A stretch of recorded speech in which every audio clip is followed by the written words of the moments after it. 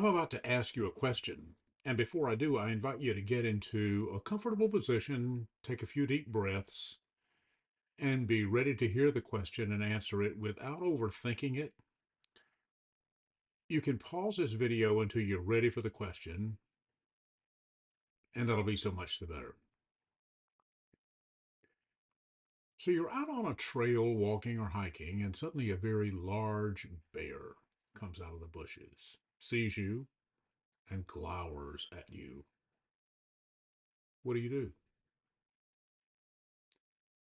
Now think about your answer. Did you run for help? Did you make noises trying to frighten the bear away? Grab a weapon? Turn and flee? There's no one template for how to deal with a threat or respond to danger, but generally our repertoire is limited to about three things. One is defense, another is retreat, a third is denial. Bayard Rustin, the subject of a newly released movie, was a complex person who navigated a whole range of threats and dangers at a time when his reputation and safety were very much on the line.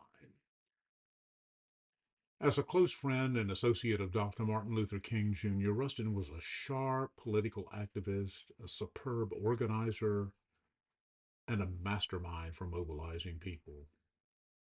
He also happened to be homosexual at a time when the persecution of homosexual persons was practically public policy. I will remember how on edge the nation was in the weeks prior to the famous March on Washington in August 1963. Rustin was the driving force behind that march.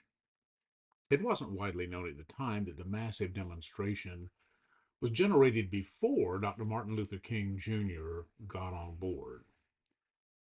The fact that King, the clear leader of the civil rights movement, wound up being the focal point was in no little measure the direct result of Rustin's persuasion.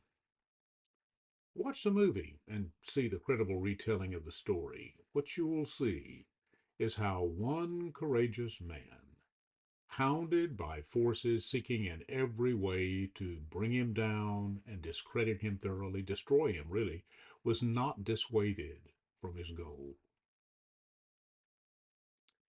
To imagine Rustin in the situation that I just asked you to ponder yourself being in would be to, to see a man who quite likely would have fearlessly stood his ground.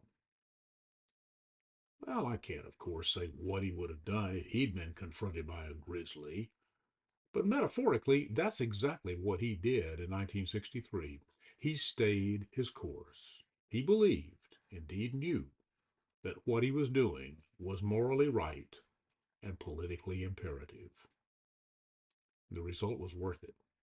President Kennedy was moved to action, and after his assassination, President Johnson pushed through the Civil Rights Bill that had stalled in Congress.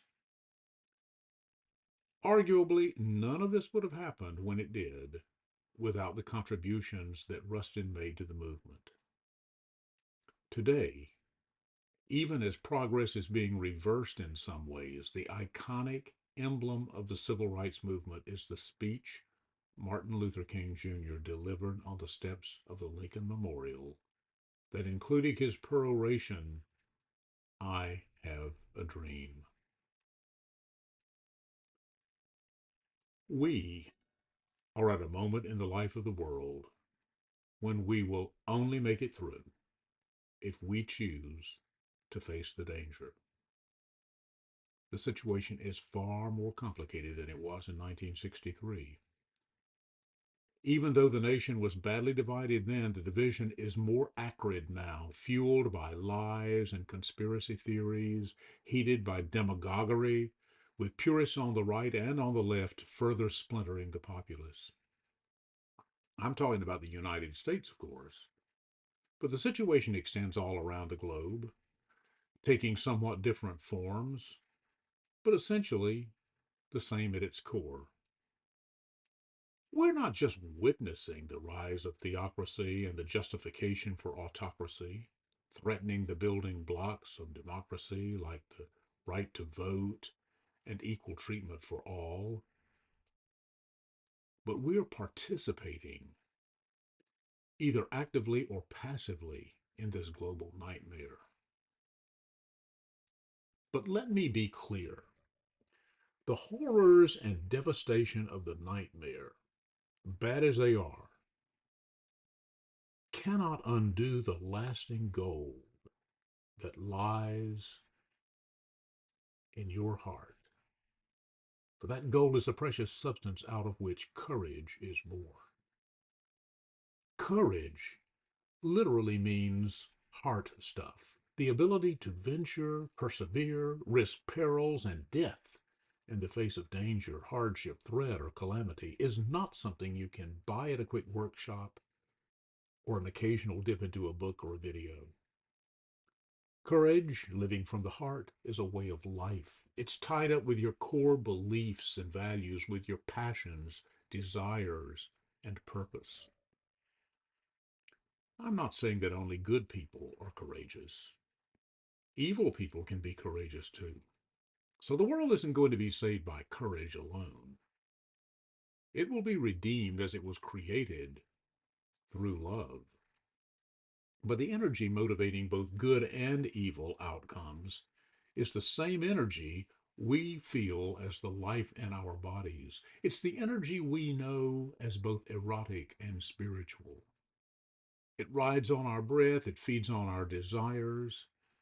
If our erotic energy is born of love and serves goodness, beauty, and truth, that energy makes the difference between courage exerted in building up and courage spent in wrecking. The momentous event that took place on August 28, 1963, was not the work of one man, or two, or a dozen. It was about hundreds and thousands of people motivated to show up because of Rustin's organizing. We don't have to do something big to be courageous. Little acts of courage change the world. Right now, you're standing before a very threatening moment. If you're like me, it scares you, even to ponder what it means to take on the task of dealing with it. How's your heart in this moment? Frightened? Intimidated? Or willing?